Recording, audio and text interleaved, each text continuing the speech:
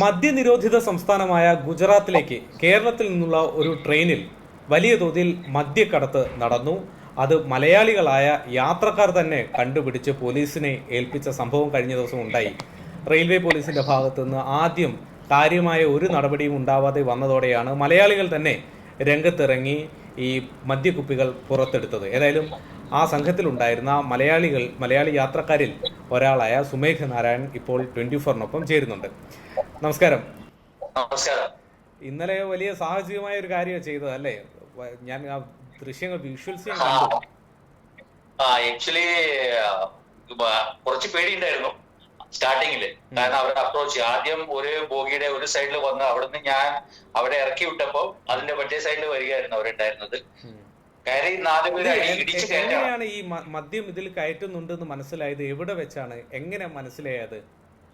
അവര് ബോംബെയിൽ മഡ്ഗാവിലെ പ്ലാറ്റ്ഫോമില് ട്രെയിൻ നിർത്തിയ സമയത്ത് ഞാൻ എന്റെ അമ്മയും ടോയ്ലറ്റിൽ പോയിട്ട് ജസ്റ്റ് ടോയ്ലറ്റിന് വരുന്ന സമയത്തായിരുന്നു ഇവർ 6 പേര് ഇടിച്ചു കയറിയത്. ഇടിച്ചു കയറിയിട്ട് ടോയ്ലറ്റിലോട്ട് വന്ന് കയറുകയാണ്.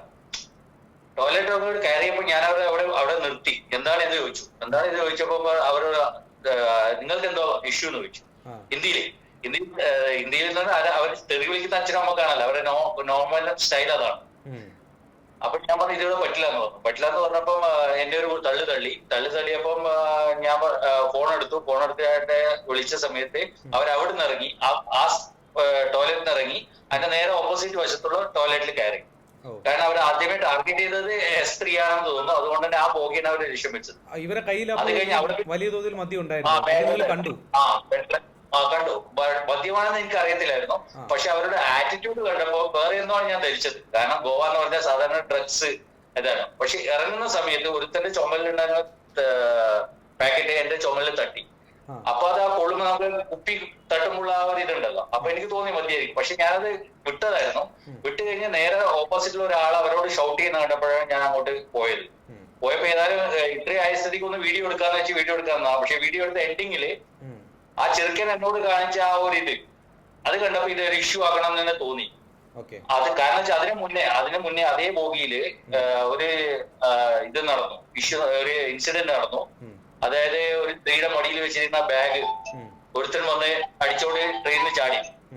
ഇത് ഞങ്ങള് കംപ്ലൈന്റ് ചെയ്തു. 139 വിളിച്ചിട്ട് RPF വന്നിട്ട് പറഞ്ഞാൽ അതൊരു കോമൺ ഇഷ്യൂ ആണ്. ജസ്റ്റ് ഒരു 4-5 വരി എഴുതി അവരങ്ങ് പോയി. അത് കഴിഞ്ഞിട്ട് അത് കൂടാതെ എന്ന് വെച്ച് കഴിഞ്ഞാൽ ഞങ്ങൾ കണ്ണൂരിൽ ഞങ്ങൾ കയറിയതിനു ശേഷം ഒരു TTR പോലും ആ ബോഗിയിലേക്ക് വന്നില്ല. അന്നേരം ഞങ്ങൾക്ക് ഇതായിരുന്നു ഇഷ്യൂസ് ഉണ്ടായിരുന്നു. ഞങ്ങളിങ്ങനെ പറഞ്ഞുകൊണ്ടിരിക്കുകയായിരുന്നു ആരും വരുന്നില്ല എന്നുള്ളത്. അങ്ങനെ എത്തിയപ്പോഴാണ് ഇവിടെ മഡ്ഗാവ് എത്തിയപ്പോ ഈ ഇഷ്യൂ നടന്നത്. അപ്പൊ അത് ഞങ്ങള് റിപ്പോർട്ട് ചെയ്തു, ഇങ്ങനെ ഒരു സംഭവം നടന്നിട്ടുണ്ട്. പിന്നെ അവിടെ റിപ്പോർട്ട് ചെയ്തു 139 വിളിച്ച് റിപ്പോർട്ട് ചെയ്തു. പക്ഷേ ആ ടണലും കാര്യങ്ങളും ഇതൊക്കെ ആയിട്ട് അവരെ കോളിൽ നമുക്ക് അങ്ങോട്ടും ഇങ്ങോട്ടും സംസാരിക്കാൻ പറ്റിയില്ല. അത് കഴിഞ്ഞിട്ടാണ് ഞാൻ എന്റെ ഫ്രണ്ടായ ഒരു വാക്കിയിലുള്ള ഒരു സജി നായർ, പിന്നെ ഒരു സലീലൻ എന്ന് പറഞ്ഞ മാധ്യമ ഫീൽഡിലുള്ള ആൾക്കാർക്ക് ഞാൻ ഈ വീഡിയോ അയച്ചു കൊടുത്തു. അപ്പം അവര് അതിനോട് പറഞ്ഞു എന്തായാലും ഇത് നമുക്ക് ഹൈലൈറ്റ് ചെയ്യാന്നോ. കാരണം അത്രയ്ക്ക് ഒരു ഇതായിരുന്നു. കാരണം അവര് ആ എന്റെ കൂടെ ഉണ്ടായിരുന്ന 2 പേരെ അവർ തള്ളി മാറ്റിയിട്ടാണ് അവർ ട്രെയിനിന് ചാടി ഇറങ്ങിയത്. പക്ഷെ ഇതൊക്കെ ഏറ്റവും വലിയ ഇഷ്യൂ എന്ന് പറഞ്ഞാൽ ഇതൊക്കെ നോക്കിയിട്ട് RPF മഡ്ഗാവ് സ്റ്റേഷന്റെ പ്ലാറ്റ്ഫോമിൽ ഉണ്ടായിരുന്നു. അവരൊരു ആക്ഷൻ എടുത്തില്ല. പോലീസുകാരുടെ മുന്നിൽ വെച്ചാണ് ഈ ലഹരി വസ്തു ട്രെയിനിൽ ചാടി ഇറങ്ങുന്നതും ഞങ്ങൾ അവിടുന്ന് വാതിക്കൽ നിന്നിട്ട് അവർ RPF പറയുന്നതും അവരറിയുന്നുണ്ട്. എന്നിട്ട് ഒരു ആക്ഷൻ നടന്നില്ല. അത് കഴിഞ്ഞ് ഞങ്ങൾ രത്നഗിരി എത്തിയപ്പോഴാണ് RPF ഫോണ് വരുന്നത്. ഇപ്പം പൻവേൽ രത്നഗിരി കഴിഞ്ഞാൽ പിന്നെ പൻവേലാണ് RPF സ്റ്റോപ്പ് എന്ന് പറഞ്ഞു. അവിടെ RPF വന്നു. RPF ആ ഒരു അപ്രോച്ച് ഉണ്ട്. അതായിരുന്നു നമുക്ക് ശരിക്കും പെയിൻഫുൾ ആയത്. അവർക്ക് അതിനെക്കുറിച്ച് അങ്ങനെ ഒരു കാര്യം ഞങ്ങൾ ഉണ്ടാക്കിയ വീഡിയോ കാണാൻ അവർക്ക് അങ്ങനെ ഒരു ഇതൊന്നുമില്ല. നിങ്ങൾക്കൊരു പ്രശ്നം വേറൊന്നും ഉണ്ടായിരുന്നില്ലല്ലോ, മറ്റേ കളവ് നടന്നതിന് ഓൾറെഡി FIR ആയിട്ടുണ്ട്, അതുകൊണ്ട് നിങ്ങൾ ടെൻഷൻ അടിക്കണ്ട എന്ന് പറഞ്ഞാൽ അവര് മദ്യം കയറ്റിയ കാര്യം പറഞ്ഞിട്ടും അവർ അനങ്ങിയില്ല.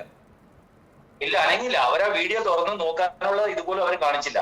അതിൽ ഒരാൾ ഞങ്ങളോട് പറഞ്ഞു, അയാൾ വാട്സാപ്പിൽ ഹൈ ചെയ്തു, ഈ വീഡിയോ അവർക്ക് അയക്കാൻ വേണ്ടി പറഞ്ഞു. ഞാൻ ആ വീഡിയോ അയച്ചു കൊടുത്തു കഴിഞ്ഞിട്ട് മനസ്സിലൊരു എന്താ പറയുന്നുണ്ടായിരുന്നു.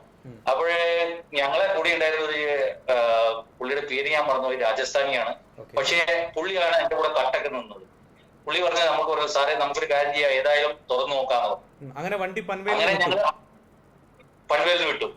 അപ്പൊ പൻവേലിനും വസായിലും ഇടയ്ക്ക് വെച്ചിട്ട് നമ്മൾ എന്തായാലും കരുതിച്ച വസായില് നമുക്ക് ഈ സാധനം മൊത്തം വലിച്ച് പ്ലാറ്റ്ഫോമിലേക്ക് ഇടാം എന്ന് നമ്മൾ 4-5 പേര് തീരുമാനിച്ചു. അങ്ങനെ നമ്മൾ ടോയ്ലറ്റിന്റെ സീലിംഗ് 50 പൈസയുടെ കോയിൻ വെച്ചിട്ട് തുറന്നു. അതെന്ന് വെച്ചാൽ രണ്ട് സ്ക്രൂ മാത്രമേ ഉള്ളൂ കേട്ടോ. അതിന്റെ ഒരു പാനലിൽ 24 സ്ക്രൂ ഉണ്ട്. രണ്ടാമത്തെ പാനലിൽ വെറും 2 സ്ക്രൂവിലാണ് നിൽക്കുന്നത്. ഓ, അത് ഓൾറെഡി അയച്ചു വെച്ചിരിക്കുകയാണ്. ഇത് സ്ഥിരമായി കൊണ്ടുപോകാനുള്ള അത് ഞാൻ ചെക്ക് ചെയ്തു. അതായത് ഞാൻ S7 മുതൽ S1 വരെ പോയി നോക്കിയപ്പോ എല്ലാ ടോയ്ലറ്റിന്റെ അവസ്ഥ ഇത് തന്നെയാണ്. എല്ലാ സീലിംഗിന്റെതും ഒരു സൈഡിലെ പാനലില് 2-3 സ്ക്രൂ, മാക്സിമം 3 സ്ക്രൂ ഇല്ല. അതുപോലെ തന്നെ സൈഡിലെ ഇലക്ട്രിക്കൽ പാനലിന്റെ സ്ക്രൂ അത് മൊത്തം അഴിഞ്ഞെടുക്കാണ്. 2 സ്ക്രൂ കൈകൊണ്ട് ഉരുക്കി എടുത്തു കഴിഞ്ഞാൽ ഇത് ഇങ്ങനെ തുറന്ന് മാറ്റാൻ പറ്റുന്ന അവസ്ഥയിലാണ് എല്ലാ ബോഗിയുടെ അവസ്ഥകളും. അത് കഴിഞ്ഞ് നമ്മൾ ഒരിയെടുത്ത് നമ്മൾ വിചാരിച്ചൊരു 10-15 ബോട്ടിലാണ് നമ്മൾ പ്രതീക്ഷിച്ചത്. പക്ഷേ ബോട്ടിൽ വന്നത് 700 എണ്ണാണ്. 700 മദ്യക്കുപ്പികള്. 700 മദ്യക്കുപ്പികളിൽ അത് 90 ml 180 ml 350 ബാക്കി മൊത്തം വീടുത്തെ ലോക്കൽ വാറ്റ് ചാരായം ഉണ്ടല്ലോ, പ്ലാസ്റ്റിക് ബോട്ടിൽ, ഇത്രയും സാധനങ്ങൾ ഉണ്ടായിരുന്നു. പക്ഷെ അതിന്റെ അത് 15 മിനിറ്റ് മഡ്ഗാവില് വണ്ടി നിർത്തിയപ്പോ ഈ 2 സീലിംഗ് തുറന്ന് ഈ സാധനം മൊത്തം നമുക്കത് താഴോട്ട് എടുക്കാൻ വേണ്ടി നമുക്ക് 1 മണിക്കൂർ എടുത്തു. അവരെങ്ങനെ ഈ 4 പേര് കയറ്റി എന്നുള്ളതാണ് ഏറ്റവും വലിയ. അപ്പൊ അതായത് അവർ ഇതിലൊരു എക്സ്പേർട്ട് ആയിരിക്കും. സ്ഥിരമായിട്ട് ചെയ്യുന്ന അവരത് സ്ഥിരമായിട്ട് ചെയ്യുന്നതാണ്. വസായിൽ നിങ്ങൾ ഇത് പുറത്തെടുത്തു, അതോടെ RPF മറ്റു വഴിയില്ലാതെ ഇതിൽ ഇടപെടേണ്ടി വന്നു. അത് കഴിഞ്ഞിട്ട് ഞങ്ങളവിടെ ഭയങ്കര ഇഷ്യൂ ആക്കി. അവരത് ജസ്റ്റ് അത് കാഷ്വലായിട്ട് അങ്ങ് എടുത്ത് കൊണ്ടുപോകാനുള്ള പരിപാടിയായിരുന്നു. അത് നമ്മളവിടെ ഇഷ്യൂ ഉണ്ടാക്കി. വണ്ടി വിടാൻ പോയപ്പോ വണ്ടി നമ്മള് വീണ്ടും നിർത്തിവെച്ചു. അതിനകത്ത് ഞങ്ങളെ കൂടി ഉണ്ടായിരുന്ന ആ പുള്ളി രജപുത്ര അവൻ അവിടെ പോയി അവിടെ എല്ലാം കേസ് ഇത് ചെയ്തു. അവർക്ക് മജ്ബൂരിയിൽ എടുത്ത പോലെയായി. അവർക്ക് എന്താ വേറൊരു വഴിയില്ലേ. അങ്ങനെയാണ് അവര് ഇത്, കാരണം നമ്മളെല്ലാം കൗണ്ട് ചെയ്തിട്ടാണ് അവർക്കെല്ലാം കൊടുത്തത്. പക്ഷെ ഇത് എല്ലാ ഇപ്പൊ കേരളത്തിൽ നിന്ന് വരുന്ന എല്ലാ റെയിൽവേ റൂട്ടിന്റെതും അവസ്ഥ ഇത് തന്നെയാണ്. എല്ലാ ട്രെയിനുകളുടെ അവസ്ഥ ഇത് തന്നെയാണ്. യാതൊരു സേഫ്റ്റി ഇല്ല. ഞാൻ ഇവിടുന്ന് തിരിച്ച് ആദ്യം നാട്ടിലേക്ക് വരുന്ന സമയത്ത് ഇതേപോലെ തന്നെ വേറെ തിരുനെൽവേലി ട്രെയിനായിരുന്നു, ജാംനഗർ തിരുനെൽവേലി. അതിനകത്തും ഇതന്നെ റോബറി ഉണ്ടായിരുന്നു. ഒരു സ്ത്രീയുടെ കഴുത്ത് നിന്ന് മല പൊടിച്ചിട്ട് വസായി സ്റ്റേഷനിൽ നിന്നും പൻവേലിൽ അടക്കുന്ന ചാടി. ഈ വലിയ മദ്യ ഒരു മാഫിയ ആയിരിക്കും ഇതിന് പുറകിലുള്ളത്. അപ്പൊ ചെറിയ ആളുകളാവാൻ സാധ്യതയില്ലേ ഈ പറഞ്ഞ ക്വാണ്ടിറ്റി സ്ഥിരമായി ചെയ്യുന്നുണ്ടെങ്കിൽ? അപ്പം ഈ ആളുകളായിട്ട് ഡീൽ ചെയ്യുന്ന സമയത്ത് ഇത്തരത്തിൽ ഇതിൽ ഇടപെട്ട സമയത്ത് സുഹൃത്തുക്കൾ പലരും അല്ലെങ്കിൽ ബന്ധുക്കളൊക്കെ വേണ്ടായിരുന്നു, പേടിക്കേണ്ടി വരും എന്നൊക്കെ പറഞ്ഞിരുന്നില്ലേ?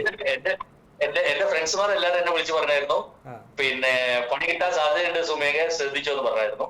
പക്ഷെ ഞാൻ അതുകൊണ്ട് തന്നെ വീഡിയോയിൽ അങ്ങനെ എന്റെ ഫേസ് അങ്ങനെ വരാത്ത വിധത്തിലാണ് ക്ലിയർ ചെയ്തത്. ഒരുപാട് വീഡിയോസ് എന്നും ഉണ്ടായിരുന്നു, പക്ഷെ ഞാൻ അത് ഹൈലൈറ്റ് ചെയ്തില്ല. കാരണം വെച്ച് കഴിഞ്ഞാല് കൂടെയുള്ള ആൾക്കാർക്കും അത് ബുദ്ധിമുട്ടാകുന്നതുകൊണ്ട് ഞാൻ ആ വീഡിയോസ് ഹൈലൈറ്റ് ഞങ്ങൾ തമ്മിൽ നടന്ന ഒന്നും തള്ളിന്റെ വീഡിയോ ഒന്നും ഞാൻ ഹൈലൈറ്റ് ചെയ്തില്ല. അദ്ദേഹത്തിന് അതുപോലെ ഞാനത് വെക്കുകയായിരുന്നു. അത് RPF കൊടുത്തിട്ടുണ്ടായിരുന്നു. പക്ഷെ അവർക്ക് അത് നോക്കാനുള്ള സമയം പോലും ഇല്ല. അവർ ജസ്റ്റ് ഏതായാലും സമീപകാലത്ത് എലത്തൂരിൽ തീവെപ്പ് സംഭവം ഉണ്ടായത് അടക്കം റെയിൽവേയിൽ തീവണ്ടിക്കകത്ത് ട്രെയിനകത്ത് ഉണ്ടായ ദുരനുഭവങ്ങൾ, പല സംഭവങ്ങളൊക്കെ നമുക്ക് മുന്നിലുണ്ട്. എന്നിരുന്നാൽ പോലും ഇത്തരത്തിൽ സംഭവങ്ങൾ ആവർത്തിക്കാനുള്ള സൂചന കിട്ടിയിട്ട് പോലും RPF ഇതിൽ ഇടപെട്ടില്ല എന്ന് പറയുന്നത് വളരെ ഭീതിജനകമാണ്. ആ സമയത്ത് ഇത്തരത്തിലുള്ള യാത്രക്കാരെങ്കിലും അതിൽ ഗൗരവമായി ഇടപെട്ടു എന്ന് പറയുന്നത് അഭിനന്ദനാർഹമാണ്. ഏതായാലും വളരെ നന്ദി സുമത്. എലത്തൂർ തീവെപ്പടക്കം സമീപകാലത്തുണ്ടായ പല അനുഭവങ്ങൾ നമുക്ക് മുന്നിലുണ്ട്. എന്നിട്ടും ട്രെയിൻ യാത്രക്കാർക്ക് റെയിൽവേ എന്തു സുരക്ഷയാണ് നൽകുന്നതെന്ന ചോദ്യം ഈ സംഭവം ആവർത്തിക്കുന്നുണ്ട്. പ്രതികളെ മദ്യമാഫിയയെ പിടികൂടാൻ യാത്രക്കാർക്ക് തന്നെ മുന്നിട്ടിറങ്ങേണ്ടി വന്നു എന്നത് ഗതികേടാണ്. അതിന് ധൈര്യം കാണിച്ച മലയാളി യാത്രക്കാർക്ക്, സുമേഖ് അടക്കമുള്ളവർക്ക് അഭിനന്ദനങ്ങൾ.